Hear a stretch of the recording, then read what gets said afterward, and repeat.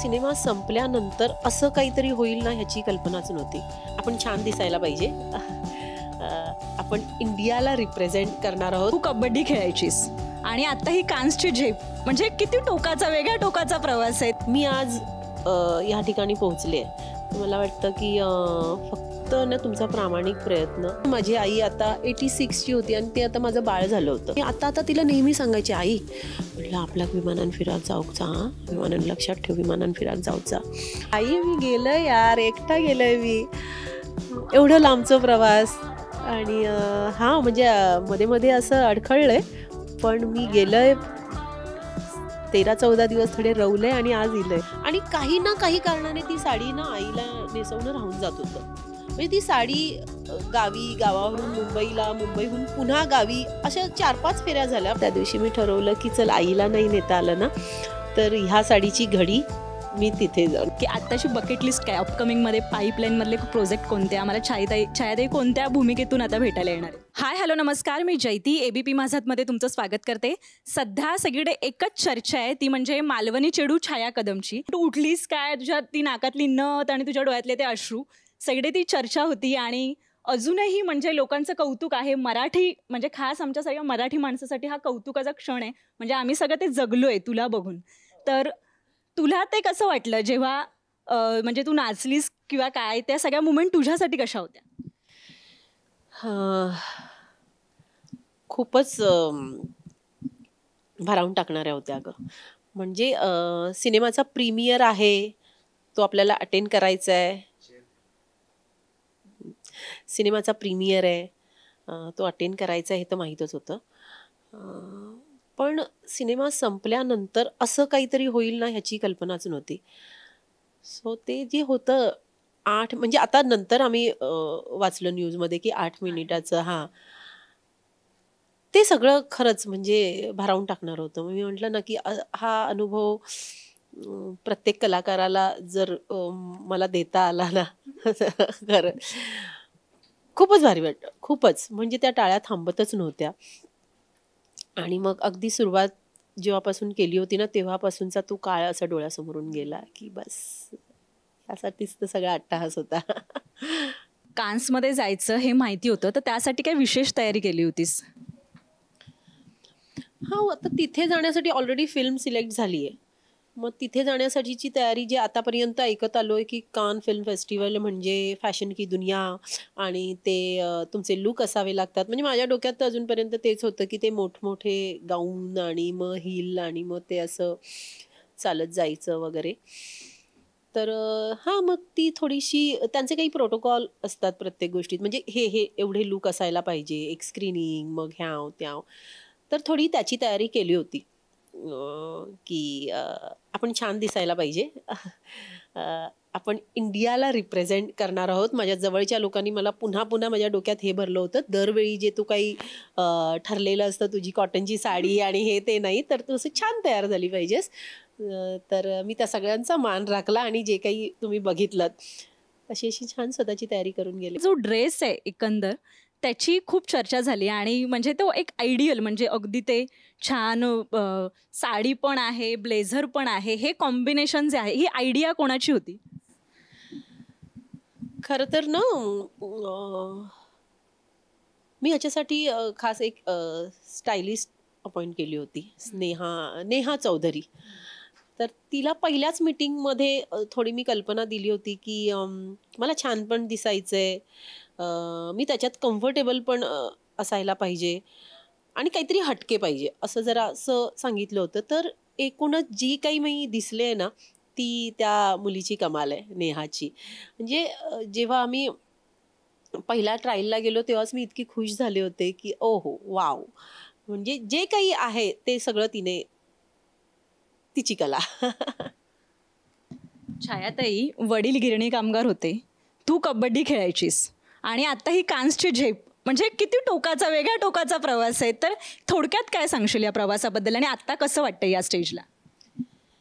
थोडक्यात मी हेच सांगेन,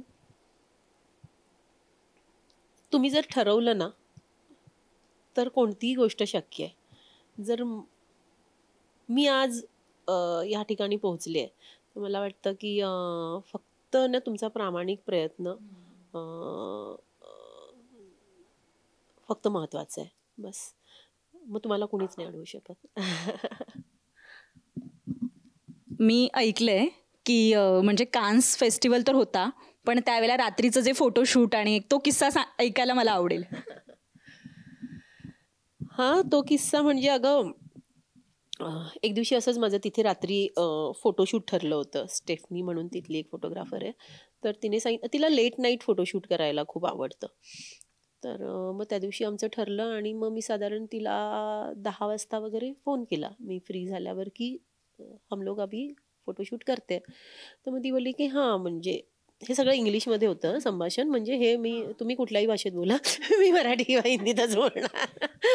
सो मग तिने सांगितलं ठीक है हम करते हैं, लेकिन अभी मेरा एक फोटोशूट बाकी है, जे ती AR रहमानजींचं करत होती. तर ती बोलली आप यहाँ आ सकते हो. तर मी म्हटलं ओके, म्हटलं मी इथे थांबण्यापेक्षा मी तिथे येते. आणि मग मग त्यानिमित्ताने रहमानजींची भेट झाली. आणि मग आम्ही गप्पा मारत मारत मारत त्यांच्या फोटोशूटसाठी गेलो. आणि मग मला वाटतं ना स्टेशनच्या दिशेने आम्ही गेलो. साधारण 11:30-12 वाजले असतील. मग रेहमानजींचं फोटोशूट झालं, ते गेले आणि त्याच्यानंतर माझं सुरू झालं. आणि मग आम्ही असं ते रस्त्यावर कुठे कुठे असं असं पुढे पुढे फोटो काढत आम्ही गेलो. आणि नंतर माझं साधारण 1:30 वाजता माझं संपलं. आणि त्याच्यानंतर तिला आणखीन कुणातरी करायचं होतं, त्यामुळे तिचं असं झालं ओके छायाजी बाय असं करून ती पुढे पुढे निघून गेली. आणि माझं असं होतं की मी ना इथून रोमिल म्हणून आमचा एक कास्टिंग डिरेक्टर आहे, आम्ही दोघं एकत्र गेलो होतो आणि आम्ही तिथे एकत्र राहत होतो. तर दरवेळी ना तो माझ्यासाठी गाडी बुक करायचा. म्हणजे माझी खूप अशी काळजी घ्यायचा तो, की कुठूनही निघाले की आई आप मुझे बोलो मैं गाडी बुक करूंगा. तर मला असं तिकडे मी टर्न मारला आणि म्हटलं आता ह्याला मी सांगते. मी त्याला फोन केला. तर त्याने फोन उचलला आणि मी त्याला सांगते की बाबा मी रोमिल मैं यहाँ यहाँ आई हूँ और अभी फिर आप मेरे लिए गाडी बुक असं करायला. आणि त्याचा फोन स्विच ऑफ झाला. आणि मला असं झालं आता काय करू. मग मी माझ्या फोनवर बघितलं आणि माझ्याकडे कॅश पण नाही. या फोनमध्ये बघितलं तर मला वाटतं गाडीने ते काहीतरी 17 मिनिटं वगैरे दाखवत होते आणि चालत सव्वा काय 1.5 तास दाखवत होतं. आणि बरं काहीच नाही माहिती इथलं आणि मी निघाले. म्हणजे आता काय ना कुठे थांबणार. तर मी त्या रस्त्याने चालत चालत निघाले रात्री 2-2:30ला. पण नशीब आदल्याच दिवशी ओळख झाली होती तिथे एका मुलाची, सचिन वाघ म्हणून. तर आपण त्या अख्ख्या दिवसात आहे ना मी त्याचं कधीच बरोबर नाव घेतलं नव्हतं. मी त्याला काही बोलत होते, किरण, अमित बिमित काही बोलत होते, पण त्याचं सचिन नाव विसरून जायचे. तर मी अशी गर्दीतून अशी चालत, बरं मी कपडे पण नाही ना त्यावेळी, ते कधी नाही ते मी तिकडे खूप वेगवेगळे प्रयोग केले तर ना फुल असे झगमग झगमग कपडे घातले होते. आणि रात्री त्या 1:45-2ला त्या रस्त्यावर.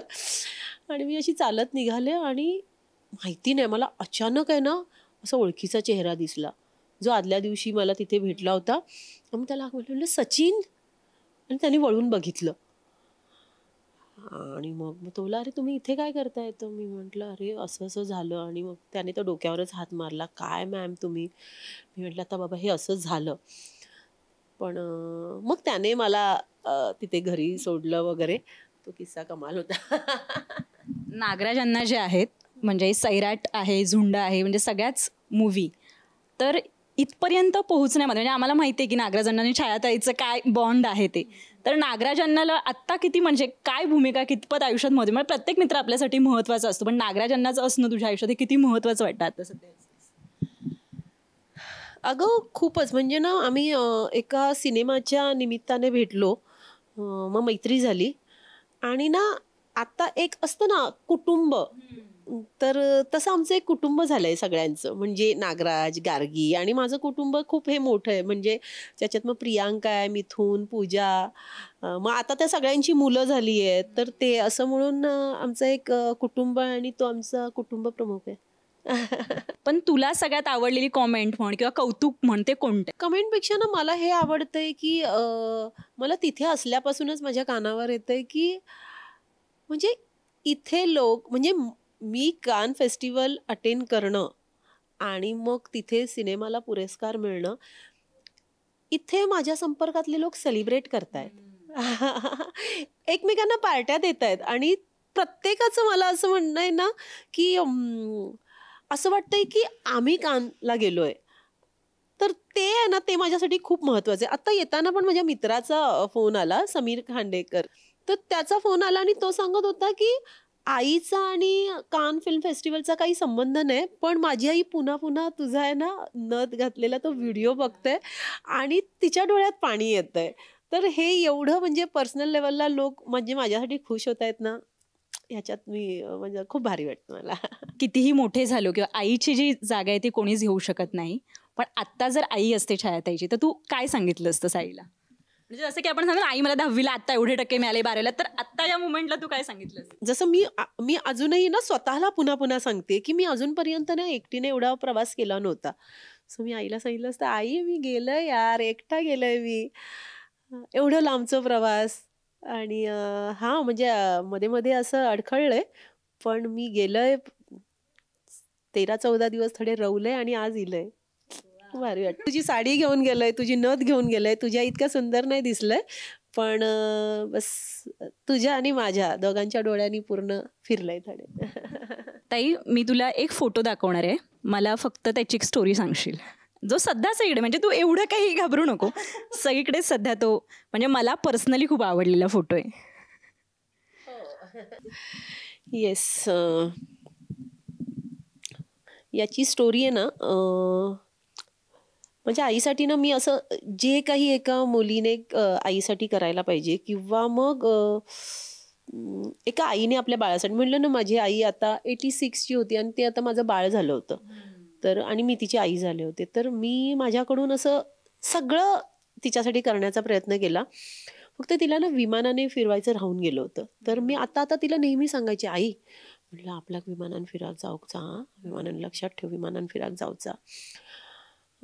ते काही ना काही निमित्ताने राहून जात होतं. आणि आत्ता शेवटी मी जेव्हा भेटले ना आईला, तर थोडीशी थकली होती जास्त. तर मला थोडंसं असं होत होतं की की यार म्हणजे विमानाने फिरता आलं पाहिजे, तोपर्यंत आई ठणठणीत राहिली पाहिजे. तर मी तिला ना येताना सांगून आले होते की आई बघ आता आर्यनची परीक्षा झाली ना की आपण विमानानं फिराक जाऊचा.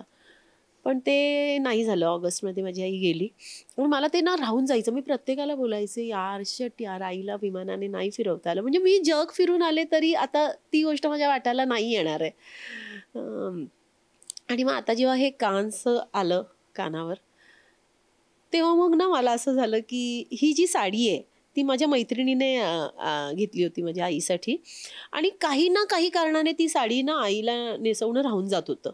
म्हणजे ती साडी गावावरून मुंबईला, मुंबईहून पुन्हा गावी, अशा 4-5 फेऱ्या झाल्या, पण नेसवणं झालं नव्हतं. आणि मग हे कांस आल्यावर मग त्या दिवशी मी ठरवलं की चल आईला नाही नेता आलं ना, तर ह्या साडीची घडी मी तिथे जाऊन, येस, विमानाचा प्रवास आणि त्या साडीची घडी तिकडे मोडली. आणि ती नथ जी आहे ना, ते माझ्या आईच्या लग्नाच्या वेळीची नथ आहे, ती मी तिथे घातली. की आत्ताची बकेट लिस्ट काय, अपकमिंगमध्ये पाईपलाईनमधले प्रोजेक्ट कोणते, आम्हाला छायाताई कोणत्या भूमिकेतून आता भेटायला येणार आहे?